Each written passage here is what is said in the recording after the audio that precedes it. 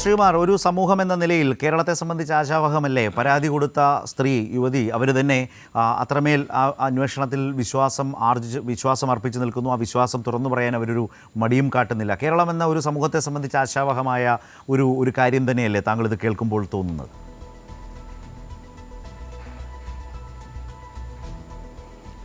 ഒരു പരാതിക്കാരിക്ക് പോലീസിൻ്റെ ഭാഗത്തു നിന്ന് നീതി കിട്ടുകയാണെങ്കിൽ അത് ആ പരാതിക്കാരി സന്തോഷത്തോടെ പറയും.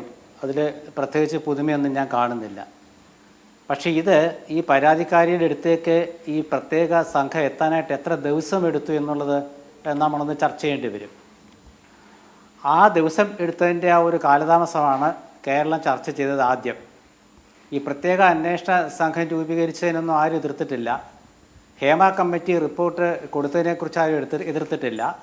എന്തുകൊണ്ടാണ് ഗവൺമെൻറ് ആ കമ്മിറ്റിയുടെ റിപ്പോർട്ട് 4 വർഷമായിട്ട് അടയിരുന്നത് എന്നുള്ള ചോദ്യമാണ് ഉന്നയിക്കപ്പെട്ടത്.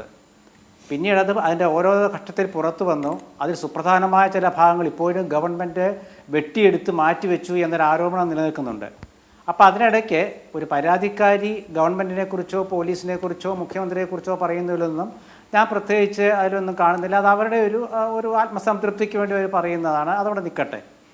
ഇവിടെ എൻ്റെ സുഹൃത്ത് ശ്രീ ലാൽകുമാർ പതിവിൽ നിന്ന് വ്യത്യസ്തമായിട്ട് വല്ലാതെ ന്യായീകരിക്കുന്നുണ്ടായിരുന്നു ശ്രീ മുകേഷിനെയൊക്കെ. അതിൽ ഒരു കാര്യത്തിൽ ഞാൻ അദ്ദേഹത്തിൻ്റെ ഒപ്പമാണ്. ഒരാൾ ആരോപണ വിധേയനായി വരുന്ന ഒരു ഘട്ടത്തിൽ തന്നെ അയാൾ കുറ്റക്കാരനാണ് എന്ന് വിധിക്കുന്ന സ്വഭാവം നമുക്ക് ഉണ്ടായിട്ടുണ്ട്. അത് ആരുടെ പാർട്ടിയാണ് ആദ്യം അത് കൊണ്ടുവന്നത് എന്ന് ശ്രീ ലാൽകുമാർ നന്നായിട്ട് അറിയാം. ഒരു സ്ത്രീ ഒരു ആരോപണം കൊണ്ടുവന്നപ്പോൾ ഉമ്മൻചാണ്ടിക്കെതിരെ അന്ന് ചാനലുകൾ കാണിച്ച വിധിയും ജഡ്ജ്മെൻറ്റും ഒക്കെ ശ്രീ ലാൽകുമാർ മറന്നിട്ടില്ലല്ലോ. അത് തന്നെ ഇപ്പോഴും നടക്കുന്നുള്ളൂ. അപ്പോൾ അതിൽ വലിയ വ്യത്യാസമൊന്നുമില്ല. പക്ഷേ മുകേഷ് രാജിവെക്കണമെന്ന് പറഞ്ഞത് പ്രതിപക്ഷം മാത്രമല്ലല്ലോ ശരത്തെ. ഭരണമുന്നണിയിലെ രണ്ടാമത്തെ കക്ഷിയായ CPIയുടെ കേന്ദ്ര എക്സിക്യൂട്ടീവ് അംഗമായ ആനി രാജയില്ലേ, ഒരു 2 മാസം മുമ്പ് വയനാട്ടിൽ CPMകാർ പോലും CPMകാർ കൂടി പോയിട്ട് ജയിപ്പിക്കാൻ ശ്രമിച്ച ആനി രാജയ്ക്ക് എന്തുകൊണ്ടാണ് തോന്നിയത് മുകേഷ് രാജിവെക്കണമെന്ന്? VD സതീശൻ രാജിവെക്കാൻ ആവശ്യപ്പെട്ടു. ശരി, സമ്മതിച്ചു. CPIയുടെ സംസ്ഥാന സെക്രട്ടറി ബിനോയ് വിശ്വം അങ്ങനെ ഒരു ഡിമാൻഡ് മുന്നോട്ട് വെച്ചിട്ടുണ്ടോ? ആനി രാജ ഒരു വനിതാ നേതാവെന്ന നിലയിൽ പറഞ്ഞ അവരുടെ ഒരു വ്യക്തിപരമായ അഭിപ്രായം എന്ന നിലയിൽ തന്നെ CPIയുടെ അഭിപ്രായത്തെ ആനി രാജ പറഞ്ഞത് CPIയുടെ അഭിപ്രായം എന്ന നിലയിലേക്ക് ആകെ നമുക്ക് പരിവർത്തനം ചെയ്യപ്പെടാൻ കഴിയുമോ?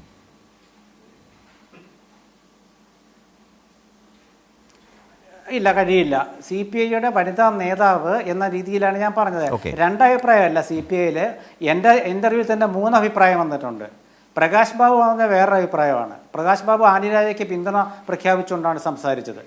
അപ്പോൾ അതുകൊണ്ട് ഞാൻ പറയുന്ന അങ്ങനത്തെ ഒരു സാഹചര്യത്തിൽ പ്രതിപക്ഷം പറയുന്നതിൽ ഇരട്ടത്താപ്പുണ്ടോ? പ്രതിപക്ഷത്തിൻ്റെ MLAമാർ 2 പേര് ശരിയാണ്. എൽദോസ് കുന്നപ്പള്ളിയും അതുപോലെ തന്നെ നമ്മുടെ വിൻസെൻറ്റും രാജിവെച്ചിട്ടില്ല. കാരണം മുൻകൂർ ജാമ്യം അനുവദിച്ച് കിട്ടിയിട്ടുണ്ട്. അതുപോലെ മുകേഷ് ജാമ്യം കിട്ടും. കോടതി തീരുമാനിക്കട്ടെ. അത് നമുക്ക് വിഷയം അതല്ലല്ലോ ശരത്തെ. വിഷയം എന്താണ്?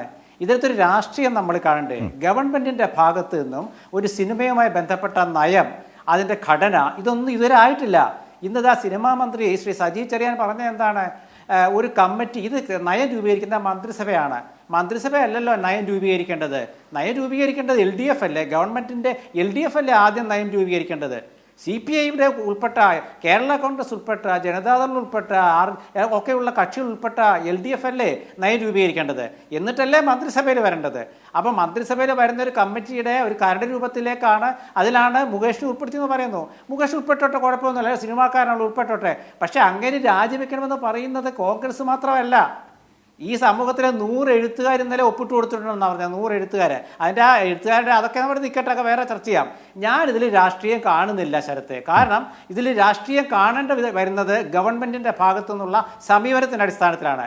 ഇതൊരു സിനിമാക്കാരുടെ പ്രശ്നത്തിൽ ഉണ്ടായിട്ടുള്ള ചില സംഭവ വികാസങ്ങൾ നമ്മൾ തന്നെ രാഷ്ട്രീയമായി കാണാൻ ശ്രമിച്ചാൽ അത് എങ്ങും എത്തില്ല.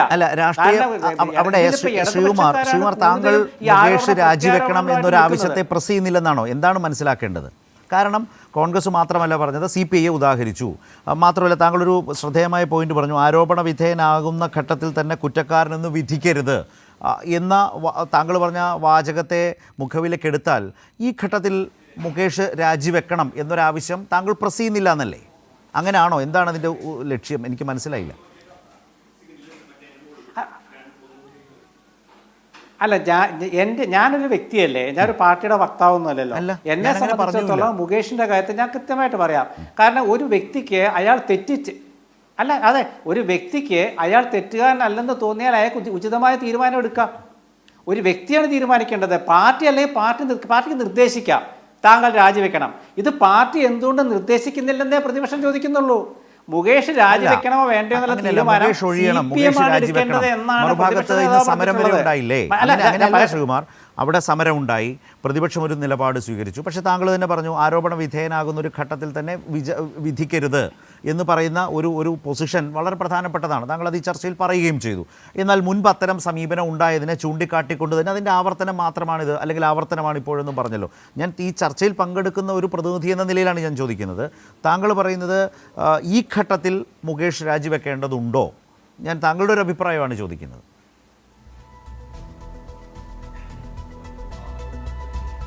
അല്ല, അത് ആ വ്യക്തിയെ തീരുമാനിക്കേണ്ടത്. അതായത് ഞാൻ തെറ്റുകാരനാണ് എന്നൊരാൾക്ക് തോന്നിയാലാണ് അയാളുടെ നിലപാടെടുക്കുക.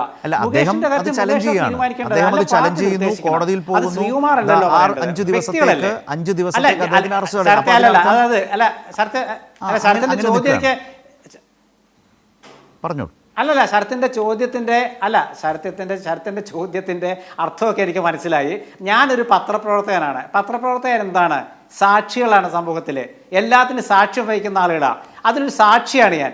ഈ സാക്ഷിയായ ഞാൻ മുകേഷ് രാജിവെക്കണമെന്നോ വേണ്ടെന്നോ പറയാൻ പറ്റില്ല.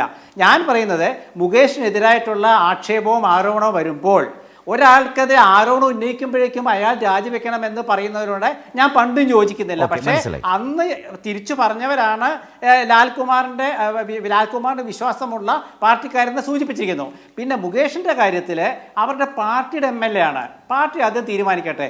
ഇടതുമുന്നണിയിലെ നേതാക്കളാണ് പറയുന്നത് മുകേഷ് രാജിവെക്കണമെന്ന്. പ്രതിപക്ഷം മാത്രമല്ല. ഇത് ഞാൻ ചൂണ്ടിക്കാണിക്കാൻ കാരണം ഇത് പ്രതിപക്ഷത്തിന്റെ ഇരട്ടത്താപ്പിലേക്ക് കൊണ്ടിടണ്ട. ഇത് പ്രതിപക്ഷത്തിൻ്റെ ഇരട്ടത്താപ്പിലേക്ക് ശരത്ത് കൊണ്ടിടണ്ട. ഇത് മുകേഷിൻ്റെ വ്യക്തിപരമായ അദ്ദേഹത്തിൻ്റെ തീരുമാനം എടുക്കാവുന്ന ഒരു കാര്യമുണ്ട്. ഇപ്പം സിദ്ദിഖ് അമ്മയുടെ ജനറൽ സെക്രട്ടറി സ്ഥാനം രാജിവെച്ചു. അത് അദ്ദേഹത്തിൻ്റെ സ്വന്തമായ തീരുമാനമാണ്. അത് അതുകൊണ്ട് സമയമെടുത്തു. മുകേഷിന്റെ രാഷ്ട്രീയമായി മുകേഷിൻ്റെ വ്യക്തിപരമായ തീരുമാനത്തിന് വിടുന്നു, അല്ലെങ്കിൽ താങ്കൾ പറയുന്ന പോലെ ആ മുന്നണിയോ പാർട്ടിയോ തീരുമാനിക്കട്ടെ, മനസ്സിലാക്കാം. അങ്ങനെയാണെങ്കിൽ കേരളത്തിലെ പ്രതിപക്ഷത്തിന് ഈ വിഷയത്തിൽ അദ്ദേഹത്തിനെതിരെ സമരം ചെയ്യാൻ, മുകേഷിൻ്റെ രാജി ആവശ്യപ്പെട്ട് സമരം ചെയ്യാനുള്ള റൈറ്റ് ഇല്ലല്ലോ. പ്രതിപക്ഷത്തിൻ്റെ ഇരട്ടത്താപ്പ് എന്ന് പറയുന്നൊരു വിഷയം പൊതുവെ ചർച്ചയിൽ ഉയർന്നു വന്നിട്ടുണ്ട്. അങ്ങനെ ഒരു പ്രശ്നമുള്ളതുകൊണ്ടാണ് ചോദിക്കുന്നത്. അങ്ങനെയാണെങ്കിൽ പ്രതിപക്ഷം ആ വിഷയത്തിൽ ഒരു സമരരംഗത്തേക്ക് മുകേഷിൻ്റെ രാജി ആവശ്യപ്പെട്ടൊക്കെ സമരം ചെയ്യുന്നതിലും ഒരു കാര്യമില്ലായ്മയുണ്ടോ?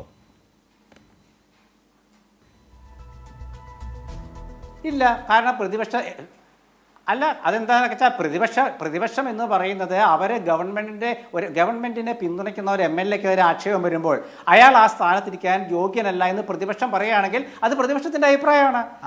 ഇരട്ടത്താപ്പെന്ന പ്രശ്നം വരുന്നത് തങ്ങളുടെ കൂടെയുള്ള MLA-മാർ അവിടെ ഇരിക്കുകയും ഭരണപക്ഷത്തായതുകൊണ്ട് ഒരു MLA രാജിവെക്കണമെന്നും പറയുന്നതിലെ അതിനേലെ ഇരട്ടത്താപ്പെന്ന് പറയുക, അതും ആളുകൾ ചോദിക്കില്ലേ?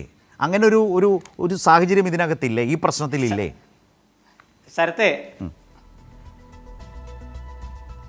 ശരത്തെ കോൺഗ്രസിന്റെ MLA-മാര് രാജിവെക്കാതിരുന്നപ്പോൾ പ്രതിപക്ഷത്തിൽ അന്നത്തെ CPM നേതൃത്വം പറഞ്ഞവർ രാജിവെക്കണമെന്ന്. കോൺഗ്രസ് തെറ്റ് ചെയ്തു, ശരി. ആ കോൺഗ്രസ് തെറ്റ് ചെയ്തുകൊണ്ട് ഞങ്ങളും തെറ്റ് ചെയ്യാം എന്നൊരു നമ്മൾ സ്ഥിരമായി പറയുന്നൊരു വാക്കുണ്ട്. അതിൽ കൂടുതൽ ഇവിടെ ഞാൻ എന്താ പറയുക? അതല്ല, ഞാൻ കോൺഗ്രസിന്റെയും പ്രതിപക്ഷത്തിന്റെയും സ്റ്റാൻഡിനെ കുറിച്ചാണ് ചോദിച്ചത്. ആ വിമർശനം താങ്കൾക്ക് ഉന്നയിക്കാം, അത് ശരിയാണ്. താങ്കൾക്ക് ആ വിമർശനം ഉന്നയിക്കാനുള്ള അവകാശമുണ്ട് നിശ്ചയമായി, ഒരു ചർച്ചയിൽ അതുണ്ടല്ലോ. ഞാൻ ചോദിച്ചത് സർ അതിൻ്റെ മറുഭാഗമാണ്. കോൺഗ്രസ് ഒരു നിലപാട് സ്വീകരിക്കുമ്പോൾ, കേരളത്തിലെ UDF എന്ന പ്രതിപക്ഷം ഒരു നിലപാട് സ്വീകരിക്കുമ്പോൾ, ഇപ്പോൾ മുകേഷ് രാജിവെക്കണമെന്ന് പറയാൻ കേരളത്തിലെ ആ മുന്നണിക്ക്, ആ പ്രതിപക്ഷത്തിന് റൈറ്റ് ഉണ്ടോ എന്നുള്ളതാണ്. അതേക്കുറിച്ച് മാത്രമാണ്, അതിൻ്റെ മറുവശങ്ങളെക്കുറിച്ചാണ് സാറ് സംസാരിച്ചത്. അതൊക്കെ അതിരിക്കട്ടെ, ഇതേക്കുറിച്ച് കൂടി തീർച്ചയായിട്ടും പ്രതിപക്ഷത്തിന് അവകാശമുണ്ട്. കാരണം ഇത് രാഷ്ട്രീയ തീരുമാനമല്ലേ. അതായത് ഗവൺമെന്റ് ഒരു കമ്മിറ്റിയെ വെക്കുന്നു, ആ കമ്മിറ്റി വെച്ചതിൻ്റെ അടിസ്ഥാനത്തിലാണ് ഇതെല്ലാം പുറത്തു വരുന്നത്. അത് ആലോചിക്കണം. ഗവൺമെന്റ് സിനിമാക്കാരുടെ പ്രശ്നങ്ങൾ പഠിക്കാനൊരു കമ്മിറ്റിയെ വെക്കുന്നു, ആ കമ്മിറ്റി ചില കണ്ടെത്തലുകൾ നടത്തുന്നു, അതിൻ്റെ ഭാഗമായിട്ടാണ് ഇതെല്ലാം വരുന്നത്. അവിടെയാണ് പ്രതിപക്ഷം ഒരു ഭരണകക്ഷി MLA-യുടെ സിനിമാ നയരൂപീകരണ സമിതിയിൽ ഇരിക്കുന്ന ഒരാളുടെ, ചലച്ചിത്ര അക്കാദമി എന്ന സ്വയംഭരണ സ്ഥാപനത്തിന്റെ തലപ്പത്തിരിക്കുന്ന ഒരാളുടെ രാജി ആവശ്യപ്പെടുന്നത്.